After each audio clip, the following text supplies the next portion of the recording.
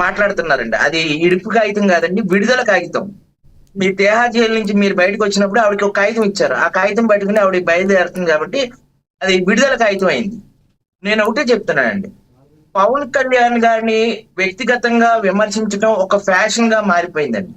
ఇప్పుడు రాజకీయాలన్నీ వదిలేశారు. ఆంధ్రోళ్ళు ఆంధ్ర విగ్రహాలు పార్సిల్ చేస్తానని ఒక ఒక పొలిటికల్ సెటైర్. ఆంధ్ర వాళ్ళకి ఇక్కడ ఉద్యోగాలు లేవని సెటైర్లు. అంటే దేశవ్యాప్తంగా ఉండేటువంటి ఐపీఎస్, ఐఏఎస్, సీనియర్ సివిల్ సర్వెంట్లు అందరూ కూడా తెలంగాణలో కూడా పనిచేస్తున్నారు. వాళ్ళందరూ కూడా తెలంగాణ వ్యక్తులు కాదు. వివిధ రాష్ట్రాలకు సంబంధించినటువంటి సివిల్ సర్వెంట్ తెలంగాణలో పనిచేస్తున్నారు. దేశం అనేది ఒక సమైక్యత. అసలు ఒక రాజకీయ పార్టీ పెట్టి రాజ్యాంగాన్ని గౌరవించకుండా ఎప్పుడు కూడా పదే పదే పదే పదే ఒక ప్రాంతాన్ని, ఒక మతాన్ని, ఒక వ్యక్తిని మాట్లాడటమే తప్ప అసలు తెలంగాణకి మిగులు బడ్జెట్ ఎంత, లోటు బడ్జెట్ ఎంత, తెలంగాణ ఎలా డెవలప్ చేయాలి, ఇవి మంచి మంచి విషయాలన్నీ వదిలేసి రాజకీయాలన్నీ కూడా పవన్ కళ్యాణ్ గారు చుట్టూ తిప్పుతున్నారు. చూసారా, బంతిని ఎంత బలంగా కొడితే అంత పైకి లేస్తుందని. మొన్నటిదాకా పవన్ కళ్యాణ్ గారికి తెలంగాణలో అసలు జనసేన పార్టీకి ఎక్కడ వేసిన గొంగలు అక్కడే ఉంది. కానీ దాన్ని అట్టుకొచ్చి లేదు లేదు మీరు జనసేన పార్టీ నిరూపించుకోవాలనుకుంటే జనసేన పార్టీలో కొంతమంది బీజేపీ నుంచి, కొంతమంది బీఆర్ఎస్ నుంచి, రకరకాల పార్టీ నుంచి కొంతమంది జాయిన్ అయ్యారు. ఒక పార్టీ కార్యాలయం ఉంది, అక్కడ మాట్లాడటానికి ఉంది, అక్కడ ప్రజా సమస్యలు పరిష్కార వేదిక కూడా పెట్టారు. ఆ సమస్యలు అంటే ఏంటి, ఇదంతా కూడా ఒక పార్టీ ఏర్పాటు చేసినటువంటి ముఖ్యంగా ఈ తెలంగాణ వ్యతిరేకులందరికీ కూడా మేము హృదయపూర్వక ధన్యవాదాలు తెలుపుతున్నాను. అంటే తెలంగాణ వ్యతిరేకులని ఎందుకు అన్నానంటే, ఇక్కడ తెలంగాణ అభివృద్ధి మానేసి రాజకీయాలన్నీ కూడా వ్యక్తుల చుట్టూ, ప్రాంతాల చుట్టూ తిప్పుతున్నటువంటి వీళ్ళందరినీ కూడా తెలంగాణ వ్యతిరేకులు అంటున్నాను.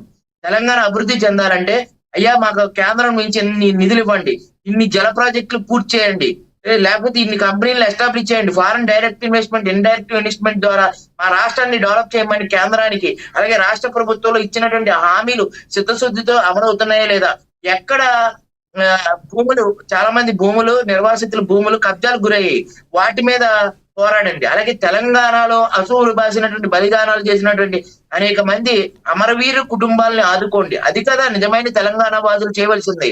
తెలంగాణ సాధించి తెచ్చుకున్నది ఎందుకు? డెవలప్ చేయడానికి. ఆ డెవలప్మెంట్ వదిలేసి ఎంతసేపు రాజకీయం అనేది వేరే వేరే వ్యక్తుల ద్వారా సంబంధం లేకుండా ఏదో ఇదేదో పెద్ద ఫ్యాషన్. నాకు ఒక డౌట్ కూడా ఉందండి.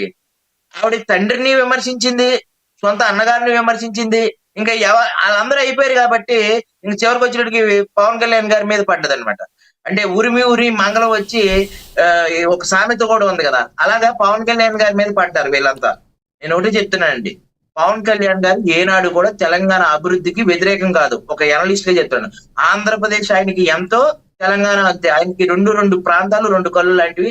రెండు ప్రాంతాలు కూడా డెవలప్ అవ్వాలి, అన్నదమ్ముల్లా మనం బతకాలి, మన మన యొక్క తెలుగు యొక్క జాతీయత భావాన్ని దేశవ్యాప్తంగా చాటిచెట్టాలి. దేశ భాషలందు తెలుగు లెస్స అన్నారు.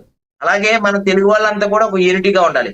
కానీ తెలుగు వాళ్ళు ఒకే భాష, ఒకే ప్రాంతం వెలిగిన వాళ్ళు మనకి జాబులు లేకుండా ఎక్కడెక్కడో ఇతర రాష్ట్రాలు, ఒరిస్సా వాళ్ళు బతుకుతున్నారండి తెలంగాణలో, మధ్యప్రదేశ్ వాళ్ళు బతుకుతున్నారు, బీహార్ వాళ్ళు బతుకుతున్నారు, మరాఠీ వాళ్ళు బతుకుతున్నారు, మార్వాడీస్ రాజస్థాన్ నుంచి వచ్చి బతుకుతున్నారు. కానీ వీళ్ళెవరికీ లేనటువంటి ఇబ్బంది ఒక ఆంధ్రప్రదేశ్ లో తెలంగాణ వాదులు బతుకుతున్నారు. మరి ఎందుకు ఆంధ్రప్రదేశ్ వ్యక్తుల్ని ఎందుకు ఇలా టార్గెట్ చేస్తున్నారు? చదువుకున్నటువంటి విజ్ఞానవంతులైనటువంటి వ్యక్తులందరూ కూడా ఆంధ్ర తెలంగాణ వేరు కాదు, రెండు ఒకే ప్రాంతం, కానీ వేరు వేరు ప్రాంతాలుగా మనం విడిపోయి బతుకుతున్నా, అన్నదమ్ముల్లా మనం బతుకుతున్నాం. ఒక తండ్రికి పుట్టినటువంటి ఇద్దరు బిడ్డలు 2 సంవత్సరాలను ఏర్పాటు చేసుకుని ఇద్దరు కలిసిమెలిసి ఇద్దరు కష్ట సుఖాల్లో. అయ్యప్ప గారు, మీరు సినిమాలు చేస్తానంటే చెయ్యండి, మేమందరం కూడా ఆహ్వానిస్తాం. కానీ తెలంగాణలో రాజకీయం చేస్తామంటే మాత్రం ఒప్పుకోమని చాలా బలంగా ఆవిడ చెప్తున్నారు. ఆవిడెవరండి? ఆవిడెవరు? ఆవిడ నిలబడితే 10 మంది వస్తారా? కనీసం 10 మంది వస్తారా? తన మాట పైన వెయిటేజ్ ఉందా? కనీసం తన సభ పెడితే కుర్చీలు ఖాళీగా కూర్చుంటున్నాయండి, ఏదో తోలుకుంటున్నారు. ఆవిడ కూడా మాట్లాడటమే, ఏదో తండ్రి చోటు బిడ్డలాగా ఏదో ఎమ్మెల్సీ ఒకటి తెచ్చుకుని నేను పార్టీ పెట్టానని చెప్పేసి. ఆవిడ గతంలో ఆస్తులు ఎంత, ఆవిడ బ్యూటిషియన్ గా పనిచేసినప్పుడు ఆవిడ ఆస్తులు ఎంత, ఇప్పుడున్న ఆవిడ ఆస్తులు ఎంత, ఎందుకు ఆవిడ తెలంగాణని ఎందుకు దోచుకున్నారు? ఆస్తులన్నీ కూడా ప్రజలకి ఇచ్చేమని చెప్పండి, నీతులు చెప్పడం కాదు. ఆవిడ ఆస్తులు ఎంతో శ్వేతపత్రం విడుదల చేయమనండి. ఆవిడ ఎన్ని తెలంగాణ ఉద్యమం పెట్టి బతుకమ్మ జాతరని బతుకమ్మ పేరు చెప్పి ఎన్ని కోట్ల రూపాయలు తెలంగాణ ఉద్యమాలు చెప్పి ఎన్ని కోట్ల రూపాయలు ఎన్ని విలువైన కోట్ల రూపాయలు దోచుకున్నారు. ఇది మీరు ముందు చేస్తున్న ఆరోపణ మాత్రమే మీరు కదా, అవినీతి దానిలో నిజం ఉంటే ఈ పాటికి ప్రభుత్వం చర్యలు తీసుకునేది కదా. మీరు చేస్తున్నవి కూడా ఆరోపణలుగానే చూడాలి కదా. ఆరోపణలు కాదండి, ఆధారాలు. నేను అదే చెప్తున్నానండి. ఆవిడకి గతంలో బ్యూటీ పార్లర్ గా పనిచేసినటువంటి ఆమె ఈ రోజున విలాసవంతమైన కారులో మీకు ఆవిడ, నేను ఆరోపణలు కాకుండా వాస్తవాలే చెప్తున్నానండి. ఒక పార్టీ పెట్టాలంటే ఈ దేశంలో ఎంత ఖర్చు అవుతుంది, ఒక పార్టీని నడపాలంటే ఎంత ఖర్చు అవుతుంది, ఆ డబ్బు అంతా ఎక్కడి నుంచి వచ్చింది ఆవిడకి, ఆ పార్టీ మీటింగ్లు కట్టిన డబ్బు ఎవరు ఇస్తున్నారు, ఎక్కడి నుంచి ఇస్తున్నారు, దాని ఆడిట్ ఎంత బయట పెట్టమనండి. అవునా కదా?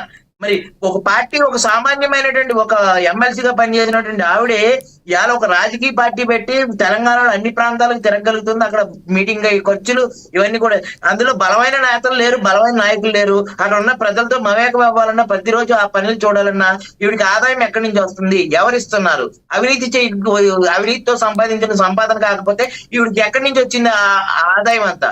పవన్ కళ్యాణ్ గారిని రాజకీయం చేయొద్దని అనే హక్కు ఆవిడకి ఎక్కడి నుంచి వచ్చింది? ఆవిడకి ఏమన్నా తెలంగాణ ఏమన్నా కట్నంగా ఇచ్చారా? వాళ్ళ హస్బెండ్ కి ఈవిడ ఏమన్నా కట్నంగా తీసుకెళ్ళిందా? ఎందుకు పదే పదే వీళ్ళు వెళ్ళి విదేశాల్లో చదవచ్చు, అమెరికాలో చదువుకోవచ్చు, వీళ్ళ అన్నగారు వీళ్ళందరూ కూడా ఇతర రాష్ట్రాల్లో పెట్టుబడులు పెట్టవచ్చు, ఇతర రాష్ట్రాలతో వ్యాపారాలు చేయొచ్చు. కానీ తెలంగాణలోనే ఎవడో రాజకీయం చేయకూడదంట. తెలంగాణ వ్యక్తుల యొక్క తెలంగాణ అభివృద్ధి కోసం పాటుపడేవాడు ఎవరైనా సరే తెలంగాణలో రాజకీయం చేయొచ్చు. తెలంగాణ అనేది ఇప్పుడు ఆంధ్రప్రదేశ్ లో టిఆర్ఎస్, అప్పుడు మీరు ఇంకా బిఆర్ఎస్ లోనే ఉన్నారు కదా. ఆంధ్రప్రదేశ్ లో బిఆర్ఎస్ పార్టీ ఎందుకు పెట్టారు?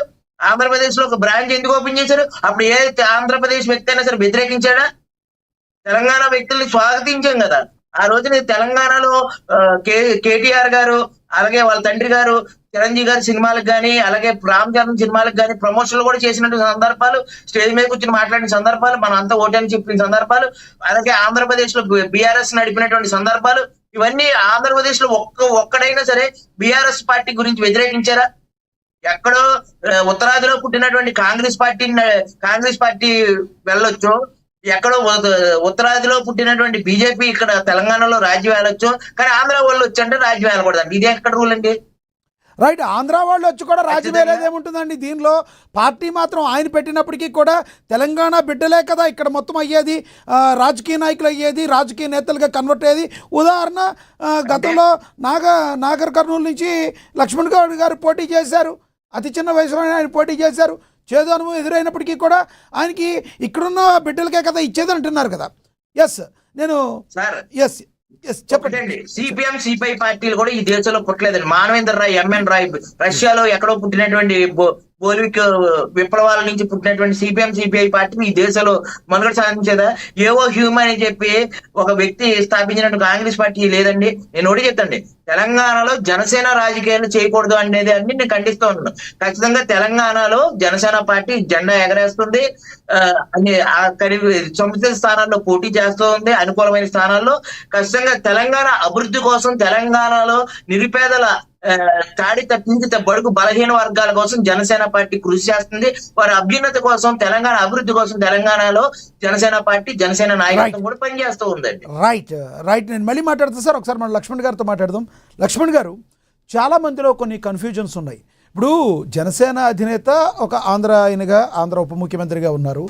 రేపొద్దున జల వివాదాలు ఏమన్నా వస్తే, ఇప్పుడున్న జల వివాదాలు వస్తే కాదు, కొత్తగా ఏమి రావసరం లేదు, ఇప్పుడున్న జల వివాదాలను పరిష్కరించడంలో ఆయన చూపే చొరవేంటి, ఆయన ఎటువంటి నిర్ణయాలు తీసుకుని తెలంగాణ ప్రజలకు న్యాయం చేస్తారో చెప్తే అది ఇంకా బాగుంటుంది కదా అంటున్నారు.